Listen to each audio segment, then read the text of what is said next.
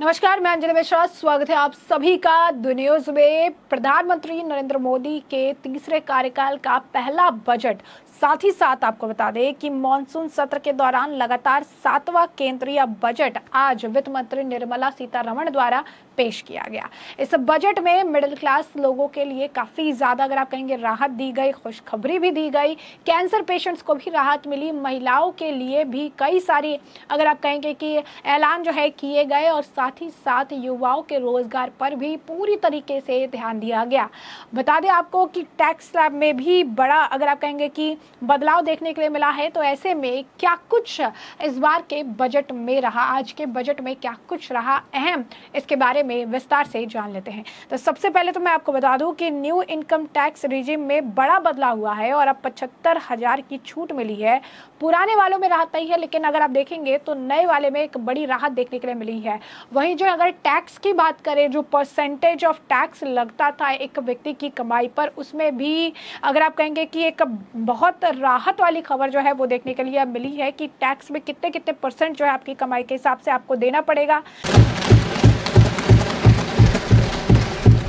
This will provide relief to about 4 crore salaried individuals and pensioners.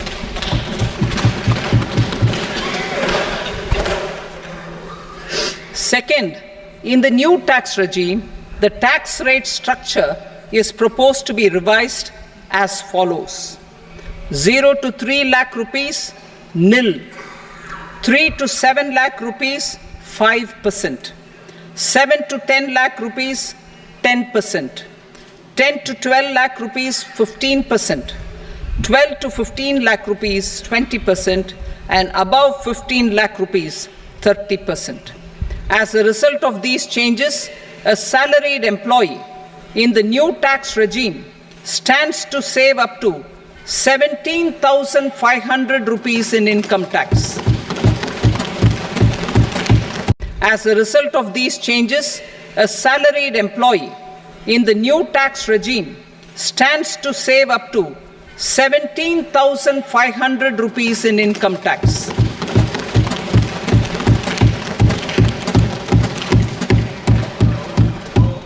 Apart from these, I am also making some other changes as given in the annexure.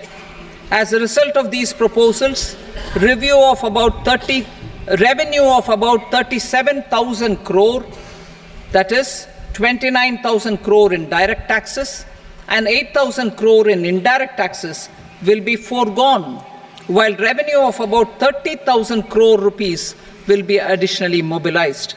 Thus, the total revenue foregone is about 7,000 crores annually. Mr. Speaker, sir, with this, I commend the budget to this august House. Jai Hind. तो आपको बता दें कि अगर किसी का कमाई जो है वो 0 से 3 लाख रुपए तक, उसके लिए तो निल है। 3 से 7 लाख कमाने वाले जो हैं उनके लिए 5% का टैक्स है। तो 7 से 10 लाख कमाने वालों के लिए 10% का टैक्स है। 12 से 15 लाख कमाने वालों के लिए 20% का टैक्स है। और 15 लाख से स्टार्ट होकर 15 लाख से ज़्यादा कमाने वाले लोगों के लिए सालाना जो है अब 30% का टैक्स जो है लगेगा। जी हाँ, बिल्कुल सही सुना आपने। तो आप देखिए किस तरीके के टैक्स स्लैब जो है उसमें भी चेंज देखने के लिए मिला है, और ये कहीं ना कहीं मिडिल क्लास लोगों के लिए इसे एक बड़ी राहत के तौर पर देखा जा रहा है। यही नहीं, बजट में मिडिल क्लास के लिए बड़ा ऐलान है। नई टैक्स रिजिम स्टैंडर्ड डिडक्शन पर जो लिमिट है वो बढ़ा दी गई है। बजट भाषण में वित्त मंत्री निर्मला सीतारमण ने इनकम टैक्स को लेकर बड़ा ऐलान करते हुए बजट में सरकार में मिडिल क्लास को ये तोहफा दिया है, जहां पर नई टैक्स रिजिम में स्टैंडर्ड डिडक्शन 50,000 से बढ़कर 75,000 रुपए कर दिया गया है। जी हाँ, स्टैंडर्ड डिडक्शन जो पहले 50,000 था उसे अब 25,000 और बढ़ाकर 75,000 रुपए तक कर दिया गया है, जो आम मिडिल क्लास लोगों के लिए काफी राहत की खबर है। तो वहीं जैसा कि हमने आपको बताया कि सालाना कमाई पे जो टैक्स लगते थे उसका डिवीजन किस तरीके से किया है। सालाना अगर आप 3 लाख रुपए कमा रही हैं तो आपको कुछ नहीं देना पड़ेगा, कोई टैक्स उस पर नहीं लगेगा। 3 से 7 लाख के बीच कमाने वाले लोगों को 5% का टैक्स देना है। 7 से 10 लाख कमाने वाले लोगों को 10% टैक्स देना है। 10 से 12 कमाने वाले लोगों को जो है आपको 10 से जो 12 कमाने वाले लोगों को 15% टैक्स देना है और 12 से 15 लाख कमाने वाले लोगों को 20% टैक्स देना है और 15 लाख से ऊपर सालाना कमाने वाले लोगों को 30% टैक्स जो है देना पड़ेगा। यही नहीं, अगर आप देखेंगे तो कैंसर पेशेंट्स जो है उनके लिए भी बहुत राहत वाली खबर है। कैंसर को लेकर भी निर्मला सीतारमण ने बजट में बड़ा ऐलान किया है, जहां पर उन्होंने कहा है कि कैंसर की दवाइयों पर, कैंसर के मरीजों के लिए बड़ी खुशखबरी है, क्योंकि दवाओं और इक्विपमेंट्स पर अब कस्टम ड्यूटी नहीं लगाई जाएगी। जी हाँ, बिल्कुल सही सुना आपने, कस्टम ड्यूटी से जो राहत है वो दे दी गई है। इसे लेकर आपको बता दें कि जो निर्मला सीतारमण है उन्होंने उसमें बताया है कि कई सारी जो है स्थिति है उसको देखते हुए कैंसर की दवाओं की कीमतों में अब कमी आएगी।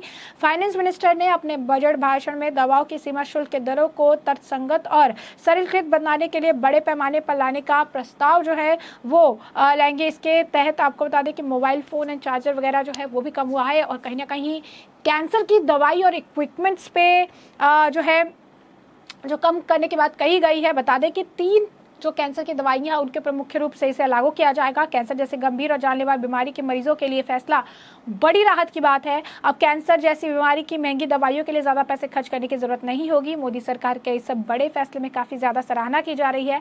इससे कैंसर के मरीजों में एक नई उम्मीद की किरण है। स्वास्थ्य मंत्री ने चरणबद्ध निर्माण कार्यक्रम के तहत मेडिकल एक्सरे मशीनों के इस्तेमाल होने वाले एक्सरे ट्यूब और जो आपको बता दें कि फ्लैट पैनल डिक्टोरों पर मूल सीमा शुल्क यानी BCD में संशोधन की रूपरेखा में बदलाव किया ताकि घरेलू उत्पाद की क्षमता को बढ़ाया जा सके। वित्त मंत्री सीतारमण ने यह भी बजट भाषण में संबोधित करते हुए कहा कि कैंसर मरीजों को राहत प्रदान करने के लिए 3 और दवाओं को सीमा शुल्क से पूरी तरह छूट देने का प्रस्ताव है। मेडिकल एक्सरे मशीनों के इस्तेमाल होने वाले एक्सरे ट्यूब और फ्लैट पैनल डिक्टेटरों पर BCD में भी बदलाव का प्रस्ताव जो है रखा जाएगा। तो कहीं ना कहीं मिडिल क्लास के लिए भी राहत की खबर, कैंसर वाले पेशेंट्स के लिए भी एक राहत की अगर आप खबर देखेंगे तो ये निकलकर सामने आई है, जहां पर एक बड़ा तबका जो है इसका प्रॉफिट ले पाएगा। और कहीं ना कहीं अगर आप देखेंगे कि कैंसर पेशेंट को जो महंगी दवाई जो उन्हें लगती थी उस पर थोड़ी सी राहत जो है देखने के लिए मिली है।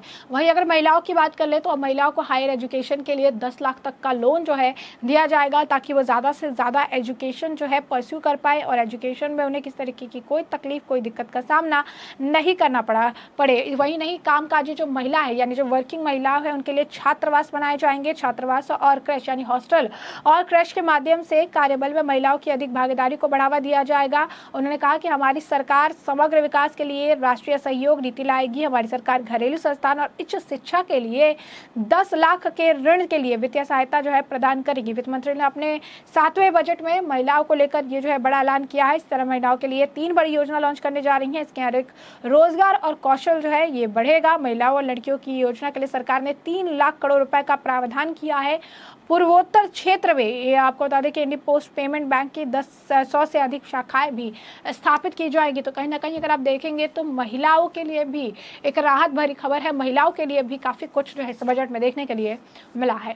तो ऐसे में अपने आपको जो पूरा मामला है ये बड़े विस्तार से बताया है कि पूरा मामला क्या है, किस तरीके से आज का बजट जो है खास रहा। और आज के बजट में अगर आप देखेंगे तो महिलाओं के लिए, कैंसर पेशेंट्स के लिए और आम मिडिल क्लास जनता के लिए काफ़ी राहत भरी खबरी थी। टैक्स स्लैब में थोड़े चेंजेस किए गए हैं और हमने आपको बताया भी कि किस तरीके के कितने परसेंटेज के टैक्स लगाए जाएंगे। और पहले जो डिडक्शन था उस डिडक्शन जो है स्टैंडर्ड डिडक्शन जो था उसमें नई टैक्स रेजिम में अब से 50,000 से बढ़ाकर 75,000 रुपए कर दिया गया है। तो वही जो टैक्स स्लैब है उसमें भी बदलाव देखने के लिए मिले हैं। तो ऐसे में हमने आपको जो पूरा मामला है विस्तार से बताया। इस मामले पर अब आपकी भी जो राय कॉमेंट सेक्शन में कॉमेंट करके जरूर से साझा करिएगा। धन्यवाद।